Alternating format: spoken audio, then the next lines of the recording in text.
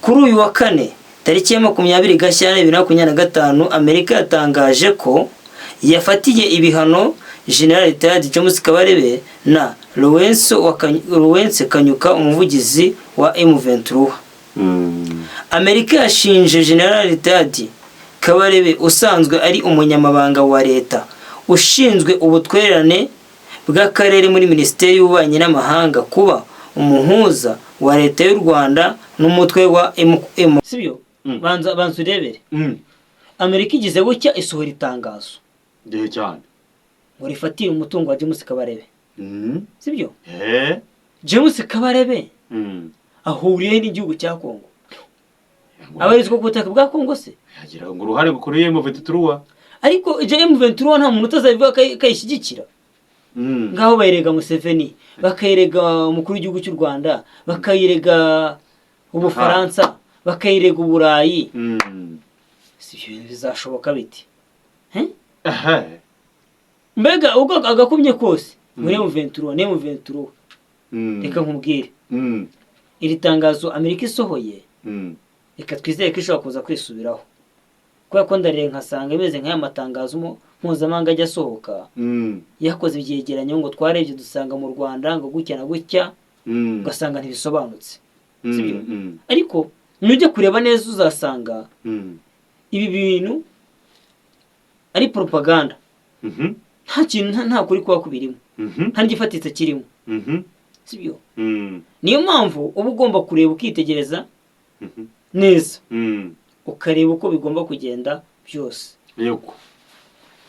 Uyu Kanyuka si umuvugizi wa M23. Ni cyane rwose kumufatira ibihano bimeze gutya. Ndabona nta kintu bimeze.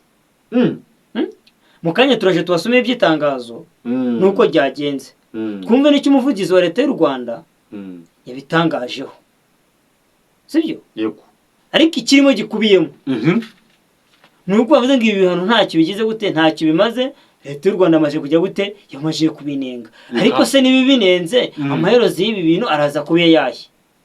Ibihano James Kabarebe arabyemera cyangwa ntabyemera. Reka twumve icyo aza kubitangazaho cyangwa tutegereze umukuru w'igihugu naza aje kujya gute aza gutangaza kuri ibi bintu. Yego.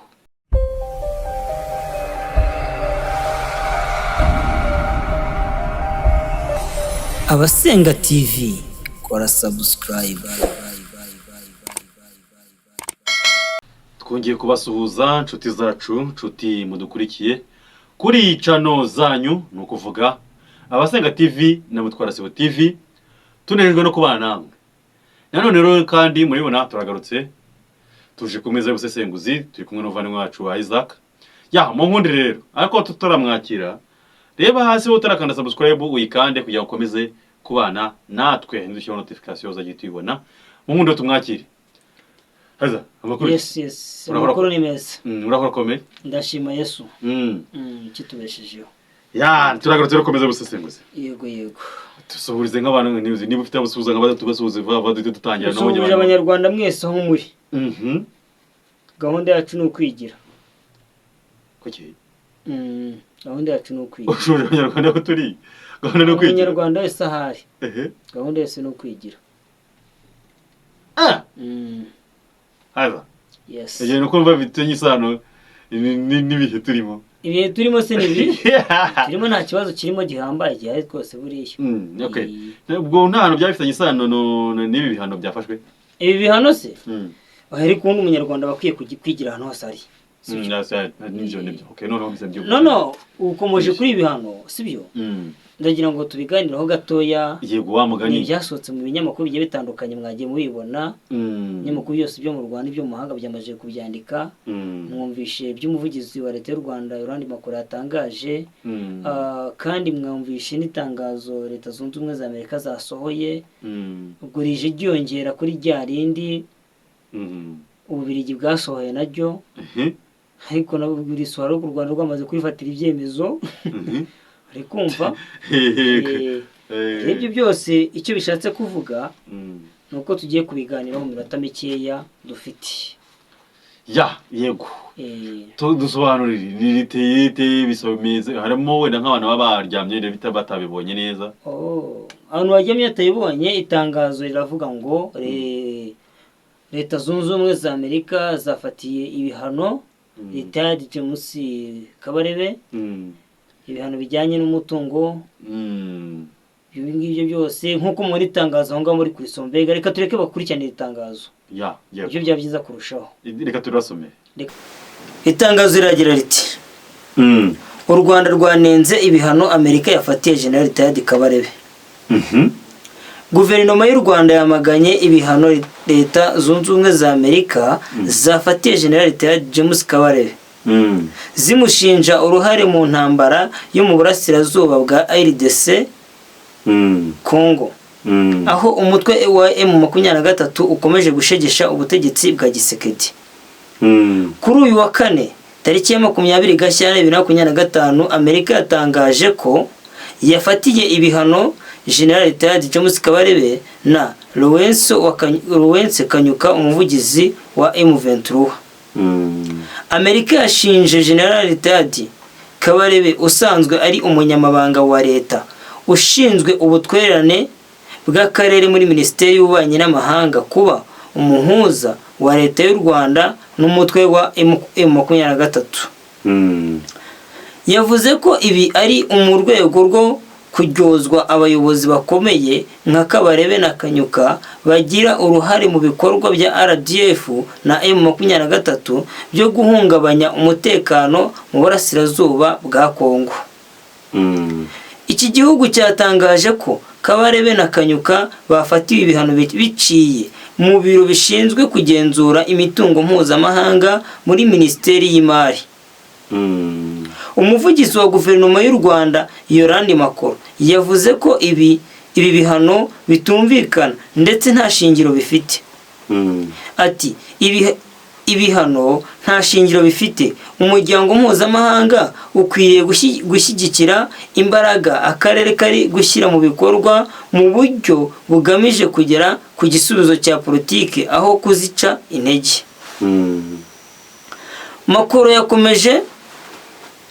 Makoro yongeyeho ko ibihano bidashobora kuba umuti w'ikibazo kimaze imyaka myinshi mu burasirazuba bwa Kongo. Ati iyo ibi bihano biza kuba byakemura ikibazo kiri mu burasirazuba bwa Kongo mu karere twari kuba twarabonye amahoro mu myaka myinshi ishize. Ngira ngo nk'uko mubibonye itangazo nuko rivuga. Iyo ni ifoto ya General Retired James Kabarebe. Noneho mubona ko itangazo maje kurisoma ariko ibi byose ndagira ngo kumeza gusesenguza tubiganireho gatoya gashoboka. Simbona impamvu leta zunze ubumwe za Amerika zivuga ngo James Kabarebe niwe nyirabayazana n'umutekano muke mu burasirazuba bwa Kongo. Uyu Kanyuka nabyo simbibona impamvu. Lawrence Kanyuka harya se umuvugizi wa M23? Yego. Impamvu ibintu nabiha agaciro ni iyi ngiyi. Twagiye tubona ibitero byinshi ari leta ya Kongo n'imitwe icumbikiye ifite imitwe irenga 100 abo iba mu mashyamba ya Kongo. Ariko iyo cyo tuvugaho ni umutwe FDLR ugamiriye gusenya ubutegetsi bw'u Rwanda. Ni nayo ntego yabwo, sibyo? Ubu ngibi byagiye bigaragara ko ari amakosa bagiye bakoreramo. Ibyo ngibyo byose amahanga birenze ingoye ntiyabyitaho. None uyu munsi wa none bo baravuga ngo James Kabarebe niwe uyoboye aba bantu, ndetse ngo niwe uteye inkunga mu 23 aciye mu gisiga cy'u Rwanda RDF. Ibintu nk'uko amakuru yagiye bitangaza hirya no hino. Wa mugani umuvugizi wa leta y'u Rwanda ibintu nta gaciro bifite. Impamvu nta gaciro bifite banzu nyumve neza. Impamvu nta gaciro bifite iyo bize ko bifite agaciro yakaba byaragaragaye. Ahubwo simbona impamvu amahanga yanga kumva gushyigikira ibiganiro byari byaremejwe Angola, sibyo?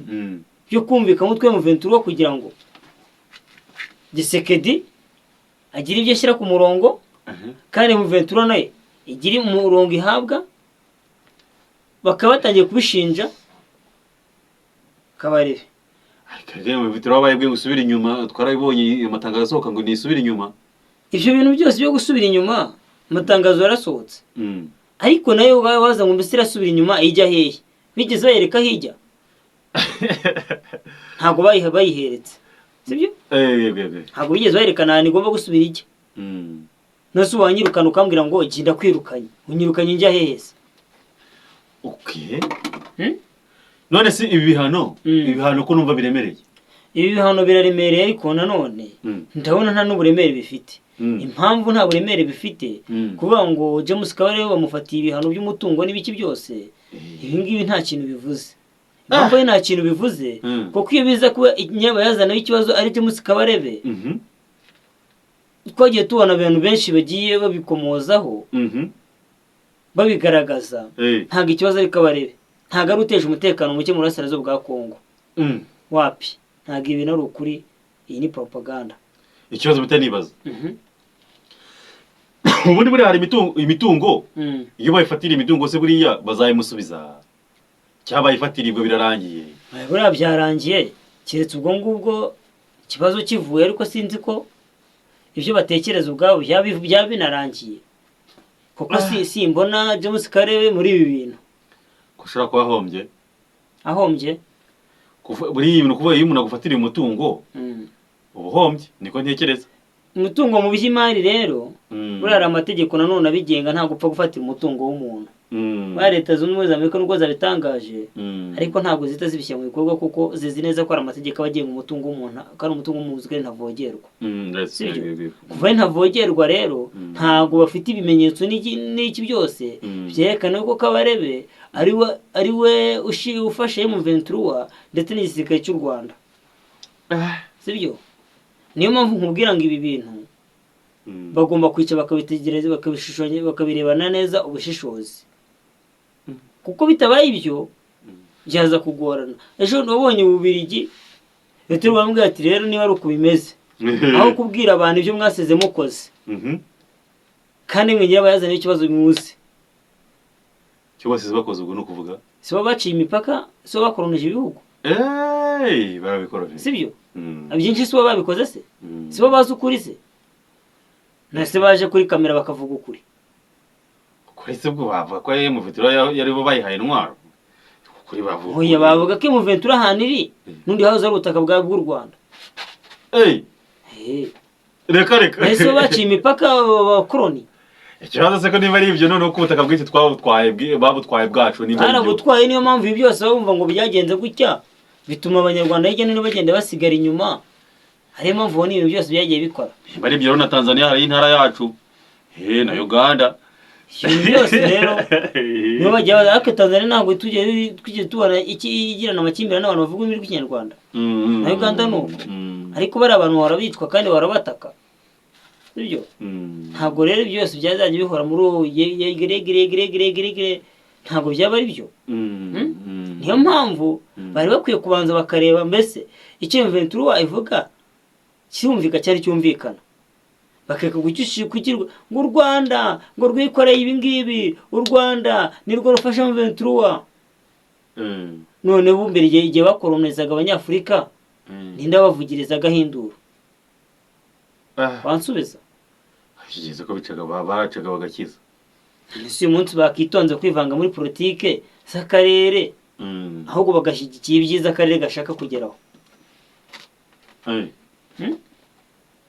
akarere ntabwo gashaka intambara karashaka amahoro aya mahoro rero ntabwo yaboneka sibyo hatabayeho gushyigikira amahoro none se wambwira ngo ufatiye ibihano runaka n'akanaka biciye mu bikorwa ibi n'ibi kama ngo urashaka amahoro cyangwa ubushaka intambara ntabwo irebiza gukunda nshuti yanjye biba biza kugorana ibi bintu ariyo mpamvu uba ukwiye kubitegereza ukabyitondera sibyo niyo mpamvu Ububirigi nubwo leta n'ubwo ati imwuga zayo twa dukeneye mu buryo bw'ubufasha n'ibiki byose by'iterambere mwe mubijyanye kubera kugenda mushishikariza ibindi bihugu ngo bafate ibibanza by'igihugu biti gute kuko nabonye na Minisitiri wa Kongo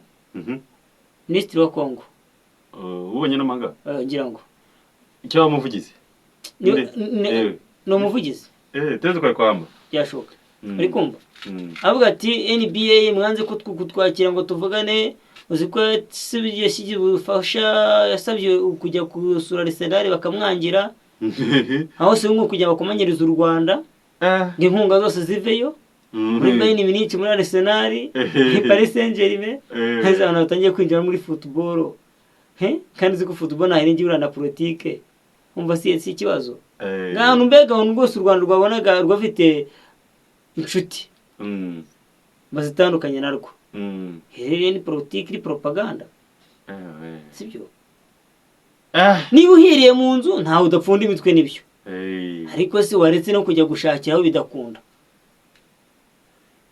ariko hari aho byakunze mbona abantu bose bagenda bamagana na Afrika yunze ubumwe ejo yarateranye numva yamaganye mu Ventura ariko yamagana mu buryo bwumvikana bwo kuvuga ati mujye kumeza ibiganiro nose banze ibiganiro Ventura ntiyifasha ahantu yiterera hafata ariko agahita isaba ibiganiro ntabwo twabonye Museveni avuga ati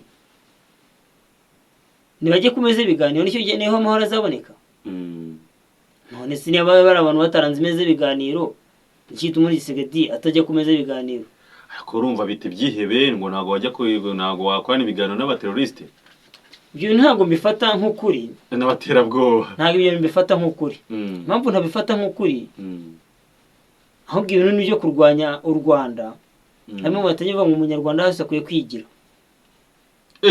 niyo mpamvu batangiye uvuga kuri akwiye kwigira kuko n'ubundi byanga byakunda nta cyiza umuzungu yaba yarakoze kitari ugucamo kabiri Afurika n'abaturage bayo